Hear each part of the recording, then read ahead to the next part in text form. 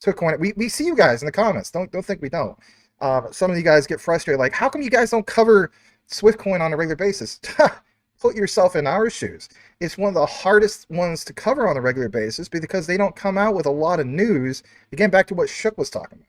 They're building. When you're building, you kind of shut up about that, right? So you have to get creative. Like, like who was the underdog cover a lot, not just him, the whole thing like MetaPath. All right. That's something that not a lot of people talk about, like the MetaPath connections, or, shout out to Rue. Like, Rue is like the walking two-legged encyclopedia of like Tim Draper and Draper Associates and Draper Venture Capital. And it's like the guy knows everything Draper, right? I even took notes, right? Even though I covered Draper as well. But you got to get creative about the connections. Well, that's not new news, but why point out some of those things? Here's why. Real quick, just in case you're first time tuning in. Who is really Tim Draper? Oh, no big deal. Just a culprit and backing seed money of the richest man in the world. Well, technically, I mean, maybe Putin is, but I'm saying as far as by, mainstream, legal terminology, it is, right? It's Elon Musk. So he was helped out with seed money. I'd be totally be paying attention to that.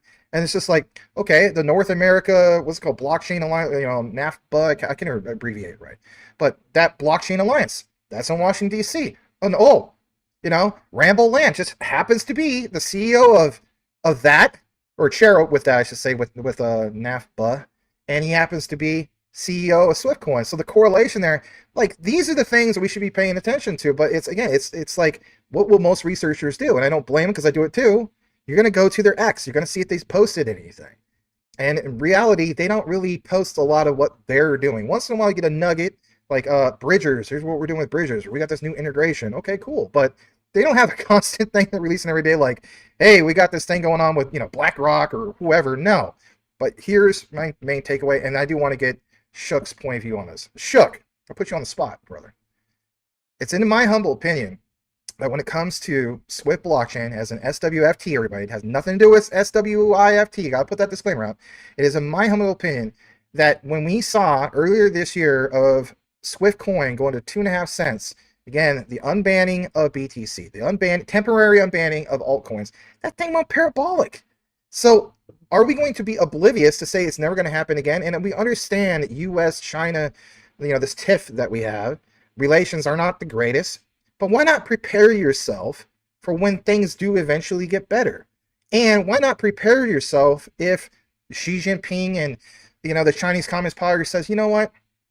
With all this stuff going on, we need to be part of the Web3 movement. It's in my opinion, Shook, that SWIFT Coin, yes, SWIFT Coin, because it's literally their main utility is called Bridgers. It's the XRP of China, literally, or Asia. Not to be confused with Conflux, because in reality, that's the Polygon of Asia. It's in my humble opinion that they get first movers advantage over all else with the unbanning, because we've already seen it. Do you feel the same way? I've actually always wanted to get your 2 cents on that, Shook. After these messages, we'll be right back. I have many friends that are earning every single day trading futures on BTCC. It's a simple process, and even if you don't want to learn how to trade, you could follow a trader on the site and let him do the trading for you. And again, I'm not trying to have any of you guys use your hard-earned money to lose anything. You don't know what you're doing? Don't jump into this, but there is money to be made, and don't use your nest egg for leverage trading. Use a separate portfolio. But I suggest learn how to trade. Earn you some extra money on BTCC. It's easy. You don't have to KYC, and you don't have to use a virtual private network VPN. This is a wonderful site. They've been around since 2011. Give them a shot. Also, when you earn that extra money, you can store that on your Decent wallet. The Decent wallet was not affected by the XRPL debacle, where the backdoor of many wallets was open and there was a breach. So Decent wallet was not affected by that. Decent wallet is as safe as you keep your seed phrase. It's a wonderful product, and you can get the discount by using the link. It's the only way to get the affiliate discount, and that is to use an affiliate link. So that link is popping up on the upper right side of your screen, and it is the one that you will use. You will also get free shipping. Pick you up a Decent wallet today. Secure your assets. If you don't have them stored in a wallet and sitting on an exchange, then you're at risk. So pick you one up today. Thank you. I'm going to absolutely. So Swift Coin, one of the unique things about it, and using just one bank, Mizuho, if we don't even try to dive into what other banks they may be using, Mizuho has a global presence like no other. It's the number 14 bank globally. So we're talking about a lot of money here. They have a presence in Latin America. SwiftCoin was built in North America. They have a presence in China. When they went to Japan and talked to Mizuho, the Chinese Chamber of Commerce wanted to talk to the SwiftCoin team, and they went and met with the Chinese Chamber of Commerce. So SwiftCoin is seated in a lot of places. When they went to Japan, they did a very historical piece on Japan because they wanted a piece of that Japan market. Japan is one of the biggest buyers of U.S. debt, for those who don't know that. So Japan holds a large play in the global economy. So SwiftCoin made it a point to go and get to Japan. Also, when we had the announcement, it was either earlier this year or late last year, we had the announcement about BRICS choosing to go off the typical means of trade into their own blockchain network. We saw SwiftCoin also get a pump. So SwiftCoin it's definitely working globally right now, and because it can, very much like XRP, it can transact or trade any asset. That's what that MetaPath brings to the table with SwiftCoin, because now you can take an NFT and swap it for any version of fiat, or NFT for NFT, or choose to collateralize it and loan off of it. And being that it's been embedded in these nations that are running all the CBDC pilots, that's the other thing with it. It very much has first mover advantage over a lot of different projects. And I do believe, like everybody has said here today, SwiftCoin is definitely going to melt some faces. It is my number 3 project. I feel like the fact that they integrated a lending protocol was vastly under under talk, like no one talked about it really, right? Like it And completely flew under the radar. Yeah, SwiftCoin is, and the fact that they make it a point to continually test themselves. So something they do in sort of the Twitter or X space that's very unique is they go and they follow any project that is announcing themselves to the blockchain space, whether it's a meme coin, whether it's utility coin, and they are trying to get that project to work with bridgers to prove, hey, we can transact anything. So if you got a meme coin, they'll reach out to you. Shout out to Stock Holiday. He did that Holland meme coin. He also Swift Blockchain started following him. So Swift Blockchain is they're looking to be able to transact literally anything. And they also the fact that they took that extra step to go to the actual Swift to say, hey, we would like this. We would like to operate with this name. And freaking dog here. We would like to operate with this name, and we want you're okay to do it. And they got a blessing from Swift to continue operating under that name. And Swift could take a lot of damage for letting somebody do that. So the fact that they were confident enough to let Swift Blockchain continue with their plan, I can't even really put words on that. Yeah, another angle that I come at Swift from is also that, and Max has heard me talk about this. I believe that what they're trying to do with Bridgers right now, and when Bridgers does decide to come into the U.S., I mean, a lot of people are confused. They're not. It's not that they weren't allowed to operate inside the U.S. Is that they didn't want Gary Gensler coming after them and shutting them down for servicing American citizens, right? As long as they're operating outside. But now that we have legislation being passed for DEXs and centralized exchanges to be able to come into the States, I think it's a game changer across the entire U.S. I mean, obviously, state by state, some governors, whatever they're called in the States. I don't know. I'm in Canada, so senators, right? For whatever states, congressmen, leaders of each states, right? Some of them are going to be douchebags, obviously, and not be crypto friendly. But the point of what I'm getting at is that I believe that Swift is more of Bridgers is more of a game changer when it comes to next generation kind of DEXs and swaps, where we need to get to a point if we want to see true retail adoption in crypto. It needs to be click, click, done. And Bridgers being, the all chain bridge, cross chain, people need to be able to operate that are not tech savvy. And the only other way to avoid having to go through your banks is to have all of the other DEXs and stuff like that, decentralized exchanges, operating in a very user-friendly, non-tech savvy way like Bridgers does, in my opinion. And Rob, that actually is a fantastic point, because the other thing with Swift blockchain that not a lot of people talk about is they also targeted hard wallets. So you want to talk about access to the front line. So Elapal, which is a wallet that one of the many wallets that I use, but Elapal has has Swift blockchain's technology built into it. So that trade from asset to asset and routing to get to different assets is already working in a hard wallet. So Swift Swift blockchain has been very strategic, in my opinion, and quiet with their moves. So it is. You talk about that opportunity, first stab at retail and the markets in general. Yeah, Swift blockchain is set up fantastically. Yep, it's just a matter of time. But no, I'm soaking it all in. I mean, with Swift Coin, I haven't been dived into it as deep as you guys.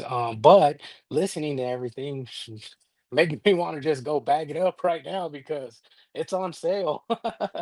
And I've been most of my focus like too has been on these lower cap projects because it's like I always say, it's a great time to capitalize on all these because there's a lot. I get how the top, top 10, top 20, top 50, they made a name for themselves already. But, at the same time, there's a bigger scale for people to position themselves to be successful in crypto by, picking up these lower cap gems.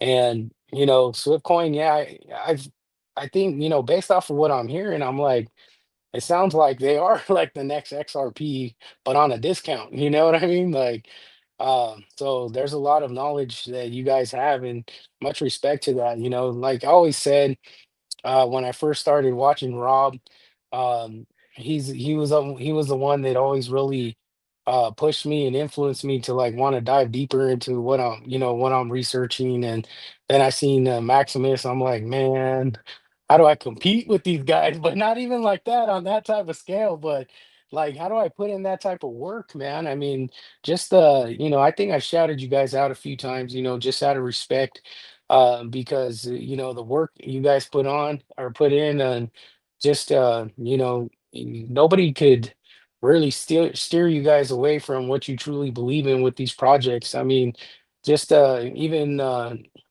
shook. It's just you guys have that, it's the preparation, the research.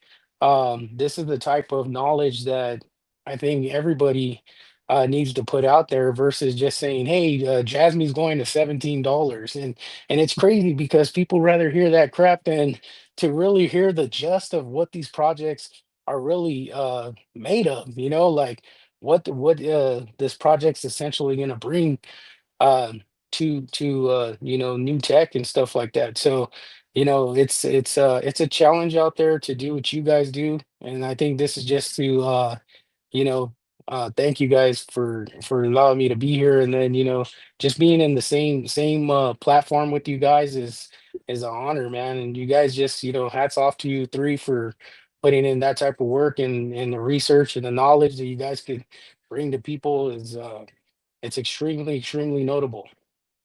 Well, we all appreciate that, brother. And hey, we Yeah, watch you thank too, you. man. We watch you too. It's funny you mentioned that though, that the whole research aspect of it, and I can always tell who actually looks into the projects they're buying and who just buys stuff because some YouTuber told them about it, whether it's me or someone else. Because here's the thing, I always tell people this. I'm sure you guys probably have too. You can get conviction in a project, whether it's Jasmine or Swift or ZBEC or XCN or anything else. But you can feel confident in it to go and buy it because Shook said some good stuff about Swift, or Max did a deep dive into Quant, or whatever the case might be, and you're like, yes, I'm going to buy that project, right? This guy jacked me up on this. I'm jack stacked in fanny pack. Let's go, right? But the thing is, that's artificial conviction, right? Because the second there's a little bit of resistance or static in your investment, there you are online and you're saying, is this going to zero? Is it ever going to come back? Is it dead? As soon as you read some FUD somewhere, you're immediately shook, pun intended, right? Immediately. Yeah. And that doesn't happen to you if you do your research in the projects that you're investing your hard-earned money into. Because the second that you see some Yahoo on X posting something derogatory about Jasmine or Swift or whatever, right? You've done your research. So the second you read it, you go, wait a minute, that's not true, right? This guy didn't do any research. You know that he didn't do any research in what he's saying, right? Because you did do yours. So then it's easy to not be scared when you do your research, because you know what's real, you know what's not, you know what BS is, right? And you can come to me or Max or Jimmie or like whatever to get a boost of bullishness. I need my daily bullishness, Rob, whatever. But you still got to keep up to date on what's going on with your favorite projects. 100%. That's and that's one of the things where with Swift Coin, with XCN, like much like Max, I get a lot of people who say, hey, why don't you cover Swift Coin anymore? And that's part of it, right? I don't want to be one of those content creators who are out here just making up stuff so that I could put a video out. Right, exactly. I want to add to that just real quick. It's like people are accustomed to your daily, like what Rob said, your daily fix of, bullish. Come on, man, I got to hear more of this every day. But you have to treat the research, especially something with Swiftcoin, like, I hate to say this, like, there's other projects where it's like your Chinese buffet line. It's not the greatest quality, right? You ever been to Chinese buffet? Not exactly the greatest quality, right? But whoa, there's a lot of it. And there's a lot for everybody, right? And those crab puts might have been sitting in that little tray for a while, and they're not exactly as, they're not, kind of sketch at this point, right? But Swift blockchain, it's like, with Swiftcoin, we come out with updates. It might not even be once a month, and people are like, man, I'm hungry for it. Think about why you're hungry for it. You've gotten the buffet of all the other crap. But now when you get Swift blockchain with Swiftcoin, it's like, what is it? Here's your gourmet meal. It's fresh, right? And that's kind of like the way I look at it. It's like, you're not going to get that daily dose. And I talked about this with Rue, and he feels it too. He's just like, yeah, man, you got to get creative when it comes to that. Like, we got to research Ramble Lamb. Look, what's Ramble Lamb doing? Well, what's the North American Blockchain Alliance doing? What is Tim Draper doing? Is there any hints of what he's doing in China or Southeast Asia? Again, the unbanning of BTC possibly, or all. So those are the things we have to talk about. But once in a while, Swift blockchain, they do post on X about here's what's going on with Bridgers. But I get it. The struggle's real, right, Shook? Struggle's real. Absolutely. Absolutely. Yeah, I got that. Oh, go ahead. I was just going to say, I do sometimes, I do a short every couple of days, just tracking the price action of Swift Coin. And holy smokes, do those shorts get a lot of views. I'm just letting you know the support and resistance levels, but people just, like, I need it, right? You're like the only one doing TA on Swift Coin, so yeah.